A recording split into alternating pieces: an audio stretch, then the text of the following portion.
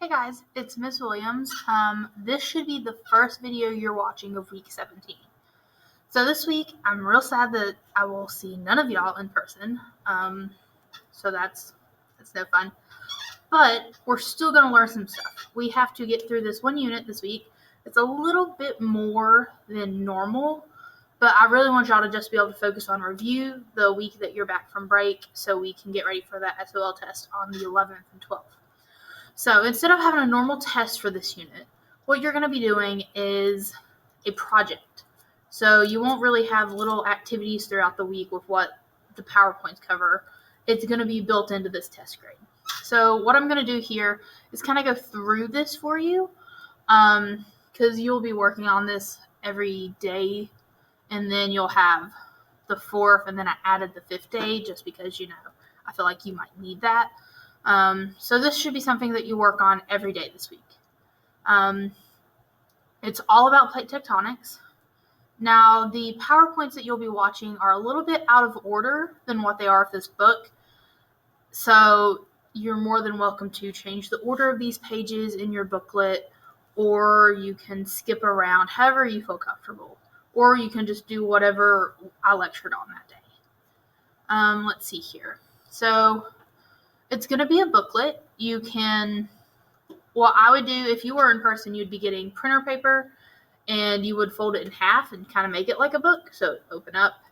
But if you just want to do like one page with all the information and then send me pictures of each individual page, that is also fine.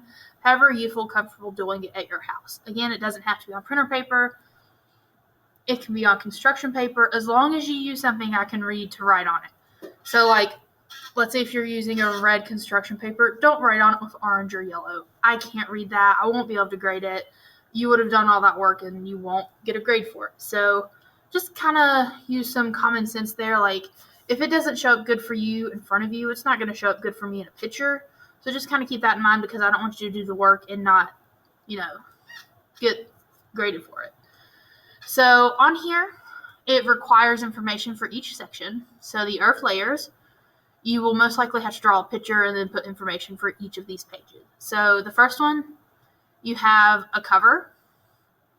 So the first page, it needs to be cover page, and it should include your name, this class, what block you're in, and if you're normally all virtual, just put all virtual, and you need to include the title, Plate Tectonics. So you can make this as decorative as you want. You can just literally write what it tells you to. I want you to be creative with this, but I don't want you to stress out so much to make all the details work that you don't actually get it done. So, try to gauge that. You can be creative, but I don't want you to focus so much on the details that you're not actually looking up the information. So after the cover page, your next page is going to be the earth layers. You will draw or illustrate the labels of the earth. You can do the ones that we talk about in the lecture. And then you'll describe the composition of each layer. Boom, page 1, done. The next one is convection currents. This is something that we've talked about all semester long. We've talked about convection heat transfer, convection currents. You should have these down by now. So you'll draw and explain what happens in a convection current. You will tell me what layer of the earth these happen in and what effect the convection currents have on Earth's crust. So you'll have that information that you need to include on that page. Then the next one is continental drift. So we've kind of talked about this already before you go into the lectures for this week. Whenever I've discussed Pangea and how it's broken apart, and especially with the fossils that we just talked about, or not just fossils, but index fossils. So continental drift is the theory that after Pangea broke up, all of the continents started drifting apart. So again, you'll draw you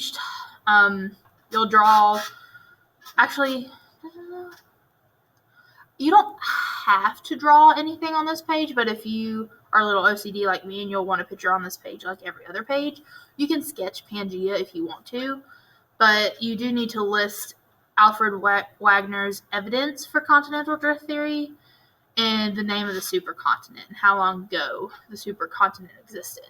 So you can draw the picture of that if you want, But if you don't want to, you don't have to, because it doesn't list that you have to. And then next is some different types of plate boundaries. So there's a whole PowerPoint on these, and these are kind of the bigger sections of this. So convergent boundaries, there's two different types. There's subduction zones, which we have talked about when we talked about the seafloor, and then there's collision. These are the mountain making ones. So you'll draw each type of the convergent boundaries. You'll use arrows to tell me which way they're moving. So if they're converging, they're going to be moving together. And then you will identify some features associated with them. So like in the thing here, it lists earthquakes, volcanoes, trenches, mountains, all that stuff. And then the next page is going to be divergent boundaries. So again, draw the divergent boundary using labels and arrows, identify the features associated with the divergent boundaries, and identify two examples. So we have discussed a couple of these with the seafloor, but you can Google and find a couple other examples if you want to. And then the next type of boundary is a sliding or transform fault. So instead of being pushed together or pulled apart, they're going to be kind of sliding past each other like this. So in the horizontal, it would be like, but they're not like coming together or pulling apart. It's just kind of like that right there. I really hope y'all are laughing at my hand motions, because I am laughing. So again, it has the information listed there that you need to include on that. There's a really popular transform fault in the United States. It's out west. Most of you may already know what it's called. If not, again, you can Google it. And the next thing for page 7 is going to be the Ring of Fire. I may have briefly mentioned this. I can't remember. But this is going to be it's going to be around the Pacific Plate. So it's basically the edge of that plate is almost all the way lined with volcanoes. So that's why it's called the Ring of Fire.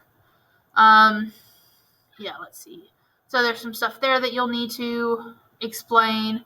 And then volcanoes. We do have a whole PowerPoint on volcanoes. I really wish there was more time to talk about volcanoes, because I love them. I took a whole class exclusively on volcanology. I loved it.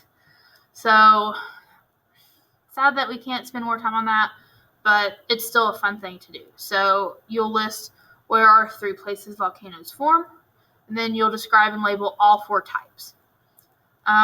Earthquakes, again, we'll have a whole PowerPoint on that. You'll list the information, and then mountains and faults. So some of these include a lot of information. So if you feel like you need it to be more than that 1/2 a page, if you do it in booklet form, you can do a full page. Just make sure whenever you submit these that each page is like titled or numbered, so I know what's going on. So I can clearly be like, okay, this is her sheet about volcanoes. And then I'll be able to see the 4 types of volcanoes and the information that it asked.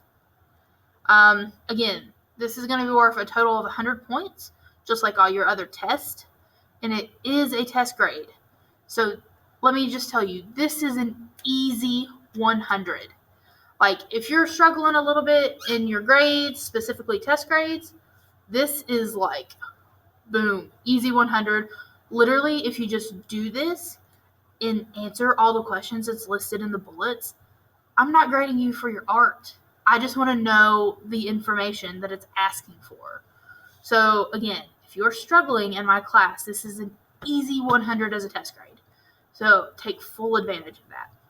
So again, you need to be working on this every day. Unless you just want to sit down Friday and spend a couple hours on it and knock it all out, that's fine. But it's going to be more manageable if you do a page or 2 every day. So you don't have to work on it on the break, over the weekend, last minute before you come back, because whenever we come back, I am not spending class time doing work. All we are doing is reviewing. So if you have makeup work, you need to get that done outside of class time after break, because we're not spending class time. We have to review for the SOL. So if you have any more questions on this project that's for your unit test on tectonics, please email me. Again, work on it every day. Don't make it harder on yourself than it needs to be. And this is an easy 100. Promise. Super easy. So email me if you have questions. Bye, guys.